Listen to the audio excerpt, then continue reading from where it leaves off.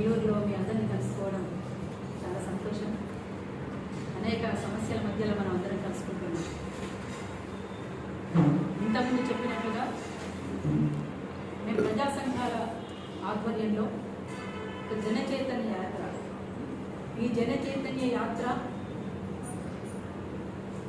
April 14 doctor BR Ambedkar ఒక సామాజిక విప్లవకారులుగా గుర్తించబడినటువంటి doctor BR Ambedkar ఆయన స్వేచ్ఛగా గౌరవంగా తల ఎత్తుకునేలా ప్రజలు జీవించాల్సినటువంటి అవసరం ఉంటుందని భావించినటువంటి వ్యక్తి. ఆ గొప్ప వ్యక్తి యొక్క జయంతి నిన్న ఏప్రిల్ 14.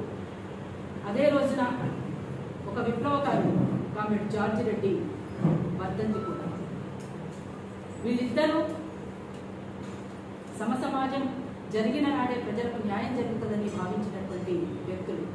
అందుకోసమే ఏప్రిల్ 14న డాక్టర్ బిఆర్ అంబేద్కర్ జయంతి, కామ్రేడ్ జార్జి రెడ్డి వర్ధంతి. ఈ రోజు నుండి మొదలుకొని మే 5 మార్క్స్ మహోపాధ్యాయుడి జయంతి. నెల్లూరు జిల్లా రాపూర్ మండల్ తానంచెర్ల నుండి ఇంతకుముందు చెప్పినట్లుగానే శ్రీకాకుళం జిల్లా బుడ్డపాడు వరకు మే 5వ తేదీ మార్క్స్ మహోపాధ్యాయుడి జయంతి వరకు ముగించబడుతుంది. మొత్తం ఈ 21 రోజుల్లో జరుగుతున్నటువంటి ఈ జన చైతన్య యాత్రలో అనేక అంశాలని లేవనెత్తుతూ ఈ యాత్ర కొనసాగుతాం. ఇప్పుడు ఎన్నికలు రాబోతున్నాయి.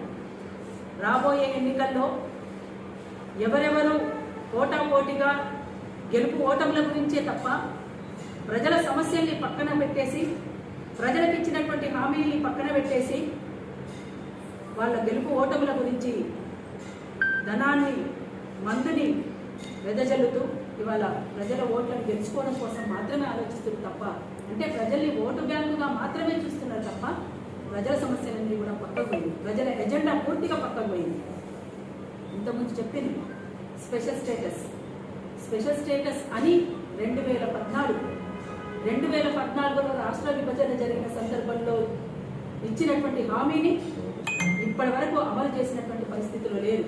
అంతేకాదు అనేక సమస్యలు ఉన్నాయి. ఇంకా అట్లనే విశాఖ ఉక్కు గురించి, ఇంకా ఇప్పుడు మొత్తంగా ఇక్కడ ఉన్నటువంటి భూములన్నీ కూడా, ఇక్కడ ఉన్నటువంటి వనరుల సంపద అంతా కూడా ఇక్కడి ప్రజలకు చెందేలా చేయకుండా కేవలం కార్పొరేట్ శక్తులకు కట్టబెట్టడానికి మాత్రమే ఇవాళ పాలక వర్గాలు ఆలోచిస్తున్నాయి తప్ప మరొకటి కాదు.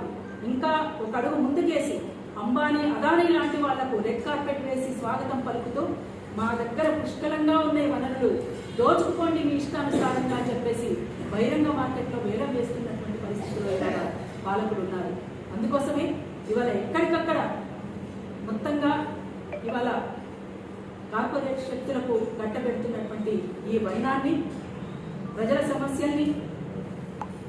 సమస్యల్ని పక్కన పెట్టినటువంటి వైనాన్ని, మొత్తంగా అన్ని విషయాల్ని కూడా ప్రజలకి తెలియచేస్తూ, ప్రజల్ని చైతన్యవంతం చేస్తూ కొనసాగేటువంటిదే ఈ జన చైతన్య యాత్ర. అందుకోసమే మీడియా మిత్రులందరికీ కూడా సవినయంగా వివరించుకుంటున్నది ఏమిటంటే, మేము ఇన్ని ప్రజా సంఘాలుగా మేము తీసుకుంటున్నటువంటి ఈ కార్యక్రమాన్ని ఏ రోజుకు ఆ రోజు ఈ సమస్యల్ని ప్రజల దృష్టికి తెచ్చే విధంగా గతంలో మాకు సహకరించారు, అదే రకంగా ఈసారి కూడా సహకరించమని కూడా మీడియా మిత్రులందరికీ కూడా విజ్ఞప్తి చేస్తా ఉన్నాం. ఇవాళ ఇన్ని రకాలుగా సతమతమైపోతున్నటువంటి ప్రజల సమస్యలు ఒకటా రెండా అనేటువంటిది కాదు, అనేక సమస్యలు ఉన్నాయి. అంతేకాకుండా ప్రజల మౌలిక వసతులకు సంబంధించినటువంటి అంశంలో కూడా ఇప్పటికీ పాలక వర్గాలు ఏవి కూడా ఇచ్చినటువంటి హామీ నిలబెట్టుకోలేదు. మనం రోడ్లు కూడా చూస్తున్నాం. అసలు రోడ్ల పరిస్థితి చూస్తే అసలు ఎంత అధ్వాన్నంగా ఉన్నాయో, ఆనాటి నుంచి ఈనాటి వరకు కూడా ఇన్నేళ్లలో ఎక్కడ కూడా రోడ్లు వేసినటువంటి దాఖలాలు కూడా లేవు. ఎక్కడికి ప్రజలు వెళ్ళాలన్నా కూడా గంటల తరబడి, ఎవరైనా పేషెంట్కి సీరియస్ సమస్య వచ్చింది అంటే తీసుకుపోయే లోపే కూడా ప్రాణం పోయేటువంటి పరిస్థితులు ఉన్నారు. అదేవిధంగా మహిళల పరిస్థితి అట్లనే ఉన్నది, ఇంకా అనేక రకాలుగా ఉన్నది. అందుకోసం ఇన్ని రకాల సమస్యల్ని లేవనెత్తుతూ మేమంతా కూడా మేము ముందుకు వచ్చాము. అందుకోసం ఎక్కడికక్కడ ఇది కదిలి ముందుకు పోతున్నటువంటి సందర్భంలో జన చైతన్య యాత్రని అన్ని జిల్లాల్లో స్వాగతిస్తూ ప్రజలు ప్రజాస్వామికవాదులు, మేధావులు, విద్యార్థులు, మహిళలు అందరూ కూడా ఈ జన చైతన్య యాత్రలో భాగస్వాములై కదిలి రావాలని, ఈ ఉద్యమంలో ప్రజల సమస్యల పరిష్కారం కోసం అడుగులో అడుగు వేస్తూ కదిలి వస్తారని మరొకసారి తెలియజేసుకుంటూ లాల్ సలాం.